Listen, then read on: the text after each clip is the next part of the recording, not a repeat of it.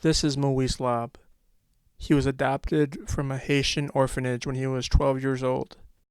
My name is Moise Laub. I'm originally from Haiti. I was adopted when I was at the age of 12 and brought to the United States. I grew up in the South. My mother was white and from Oklahoma, a strong Christian woman. Joined the Navy when I was 18, right out of high school, stationed in San Diego. I got stationed here in Syracuse, New York. I worked at Hancock Air Force Base. I was the Navy liaison petty officer there. The last time I spoke to Moise was in this scene. We were both attending Onondaga Community College, and this was an assignment I had for one of my classes. I had to do a profile on someone who could be interesting. I remember struggling to find someone, and I was desperate, so I started asking random people on campus if they knew anyone interesting. This led me to Moise, and so I did my assignment on him. When Moise Laub turned 12 years old, his long road to America was finally coming to an end. You know, telling everybody and my friends that, hey, I'm going to America, to, hey, you're not going to America, you know, really, this just really felt freeing, you know, that freeing moment that you were going to get out of this poverty. Even as a young child, I knew what that meant. So then, just a few months ago, he added me on Facebook. I was reminded of our conversation and my time at OCC, and I was curious about what he was up to. I saw that he was still around and that he's actually running for city council at large in Syracuse. And so about 2 weeks ago, I decided to send him a message on Facebook. I asked him if he'd be interested in letting me film a new profile on him all these years later to catch up and to see what he was up to now. I didn't know if he was going to respond because we haven't talked in so long since OCC. Luckily, though, he responded pretty quickly. And so last week, I got in my car with my camera, and it immediately started pouring rain.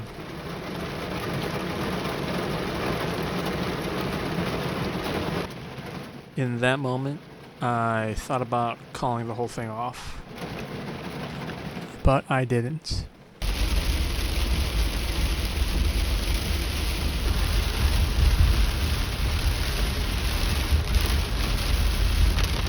Of course, the rain stopped as soon as I got to Moise's house.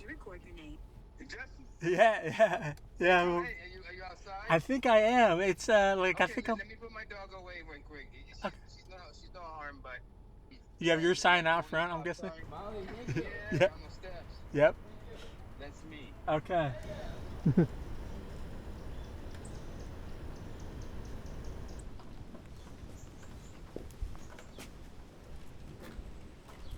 Justin, come in. Hey, nice to see you. Wow. What's up? Come in. Come in, bro. Sorry for the mess. No. Do you want to take my shoes off or shoes on? You can keep them on. Keep them on. Yeah, Okay. it's fine. Moise doesn't often get a chance to look back at his life and fully realize the journey he has taken. When he began to talk about his old photos, he began to realize just how far he has come. I thought about what I think about myself sometimes, and I can take a look back and think about where I've been.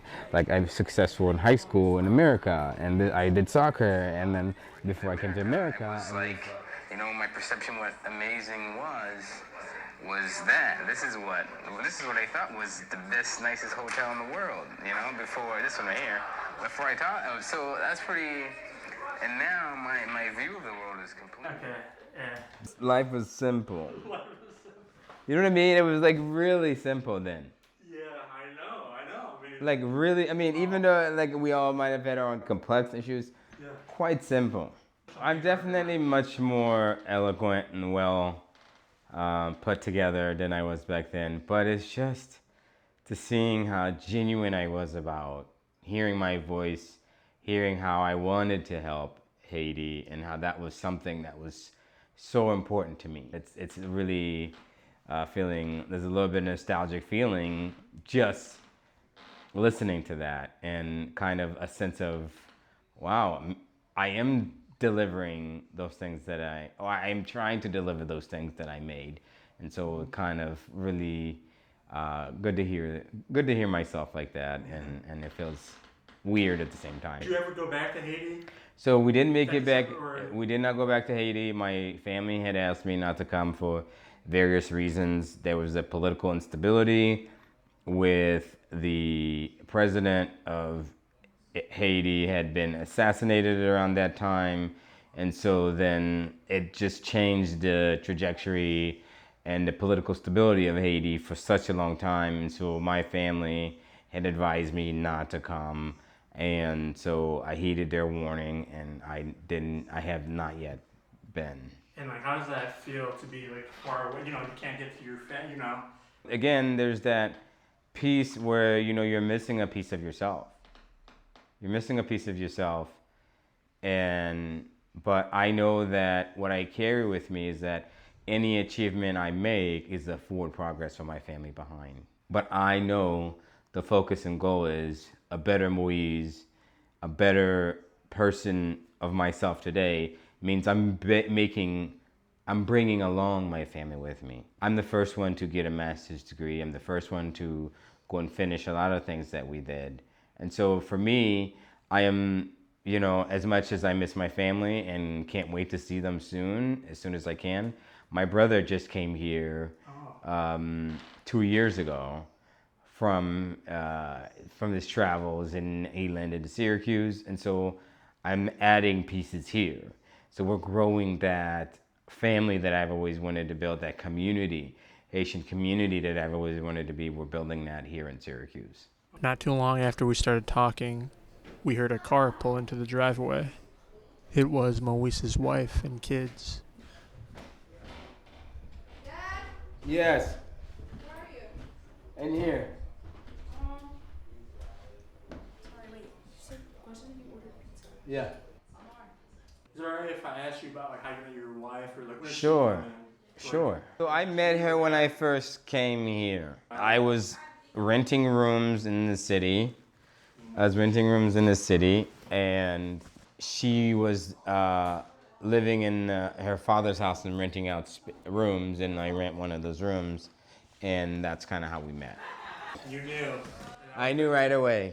Really? Is that true? Or you just? Oh yeah, I know right away. We knew right away that we had something. So we kind of knew right away, and we've been together ever since 2012 to now. So I'm guessing. So we're going on 14 years. I wanted to ask Moise what motivated him to run for city council at large. It started with something called the Valentine's Day Massacre while he was working at the U.S. Department of Agriculture. Yeah, so it was called the Valentine's Day Massacre, where it was just an en masse email that went out to all the probationary employees telling them that their last day of work was that day. So it was kind of very much a very somber, sad day, a really difficult day for us. So that, working for the USDA was a great experience. I had great people I work with. And then on the February massacre is when we all got laid off on the night before Valentine's Day. And we all got laid off en masse, received an email while I was training away. So it was kind of a really tough situation. Just that experience that made you want to run. Yeah, it did. It did, so being laid off and trying to figure out how I'm going to pay for rent, how I'm going to pay for childcare, what are my next step, what training do I have to get another job here in the city, what sort of community things I've been built that would allow me to connect. I was reaching out to people left and right. I tried everything, to get a job, but the job market was, it was tough, right? There's a mental process that you had to go through because of that loss. And then there was that, okay, how do I get back in there? What am I going to do to provide for my family? So many federal employees experience that all over the United States, here in Syracuse and throughout New York State. A lot of people didn't have the community that I had, didn't have Syracuse, didn't have a family that's supporting them in the way they did. I'm sure it created a lot of mental health problems for a lot of people. So that really made me, and it was so much of misunderstanding about the role that the government is supposed to play in people's lives. The role of government is supposed to play in people's lives and the benefits of that. And so many people misunderstood that and didn't see the value of it. And I wanted to make that, I wanted to kind of do that. Chérie. So this is where government's supposed to come in, right? This is one of the ways the government's supposed to show up. And now it was nowhere to be found for me. Luckily, I took a severance pay, so I was fine. But I couldn't get a lot of support from the government outside, nothing that would supplement what I was getting. And so it set me on a path to like be mindful about the people that have lost their jobs. Be mindful about the people that can't buy a home. Be mindful about the people that need helpful child care and can't provide it.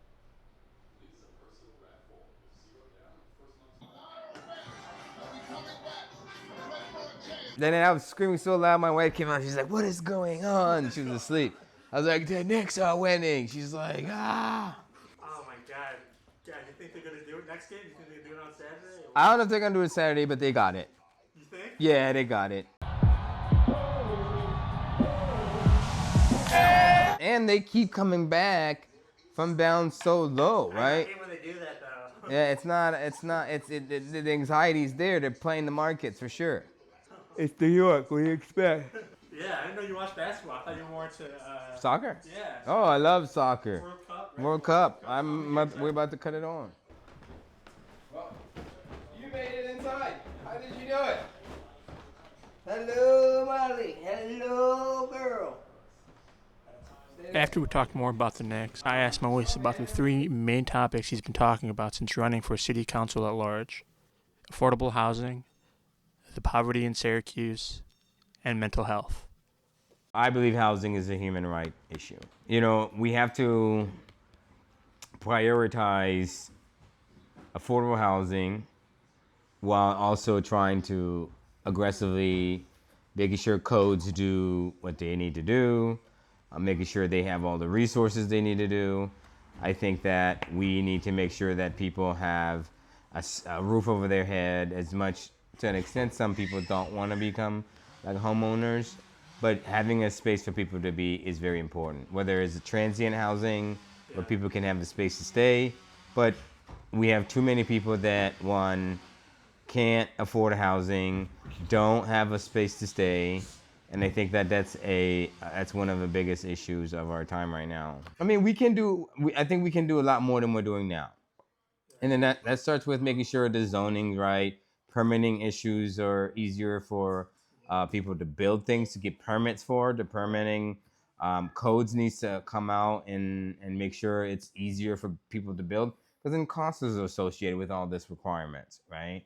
And so while all the inflation's going up, that means prices for goods are up too. So there's like a multiple issues that you're trying to address instead of just housing, right? It's like prices are high, you gotta make the process easier for people to build without sacrificing the safety of housing and codes, so that way you're not building poorly built houses at the same time. But it's still enough that you can remove the barriers for people that housing can be built at scale and quickly. Syracuse has some of the highest rates of poverty in the state of New York, and some parts of Syracuse has probably highest in the states. That's true. Like 26% of kids under 18 are under poverty. And the poverty in Syracuse is highly concentrated, meaning like it's really strong in some neighborhoods, really strong in some areas, and it's not other areas. The poverty here is a culmination of a lot of things. It starts with housing. People don't have a space to live. It starts with jobs. There's not enough jobs to get them up to where they're going. There's a lot of mental health issues that are stopping people in a way. So poverty, fighting poverty is a multiple, it's a complex set of issues that make up the poverty.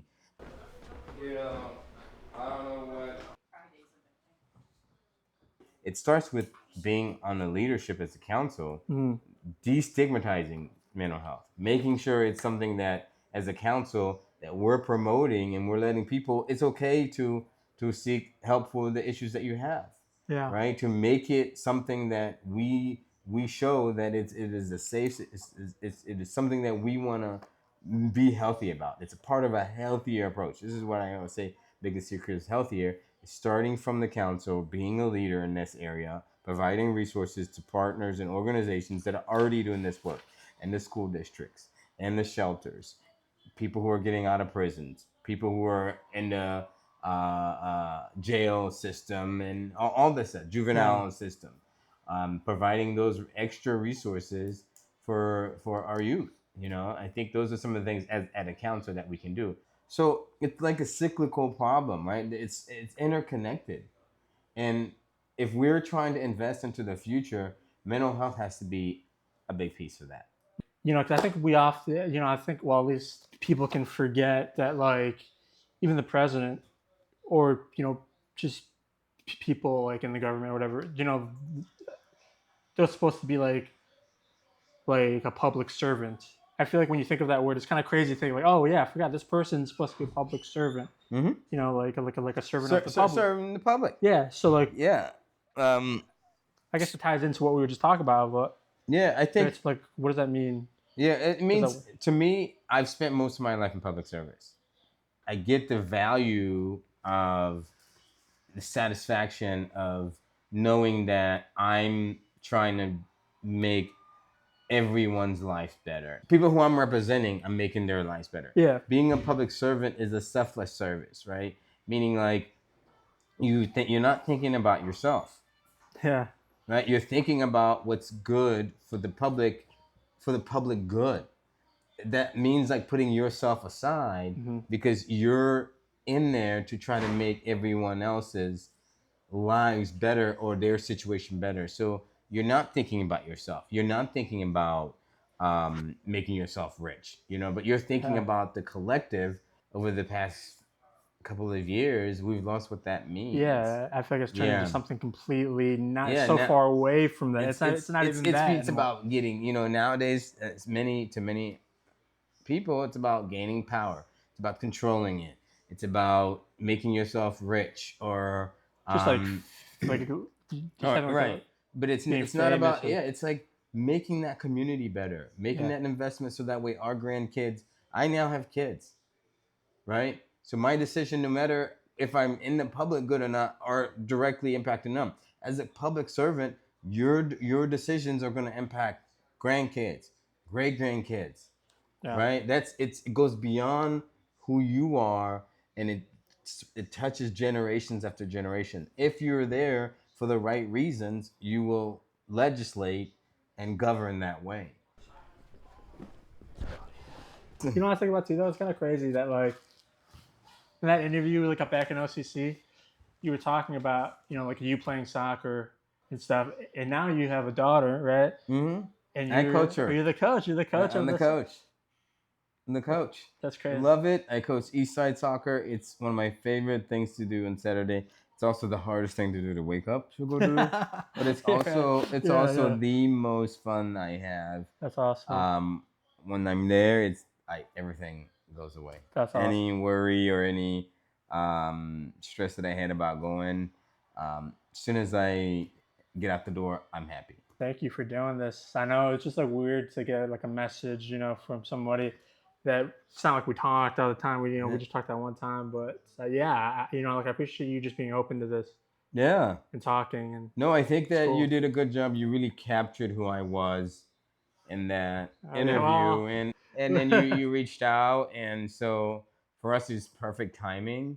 We're in a moment where we're trying to get our message out to a lot of people. Yeah. And we're trying to, but so much of it is happening so fast. Yeah. That you don't have the time to like stop like we're doing right now and like say here outside of a forum or a debate where you're having to rush or you're having, and so thank you so much for reaching back out. And, of course. All right, dude.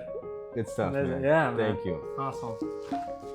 Well, community is something that's very important to me and has always been. As somebody who's adopted, it is a way of life for me. Having a community has been a way of life because when you're in my experience as an adoptee, when I go places or, I'm from Haiti and I came to the States, I was adopted. And then with my mother and my adopted mother and father, and then I went into the military. I don't have an extended family here. My community has been my family. So for me and my wife, Guasha, our community is very important.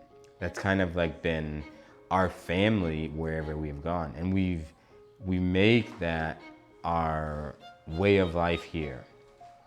When we have a lot of gatherings, they're made up of people that has made up that community, people that we really care about. An extension of that is the Syracuse community. It's been a big support network for us. That community has been there. That's how we get a lot of things done. You're part of that community, right? And then we are talking years later, right? And so that's kind of how we've always lived and survived and grown.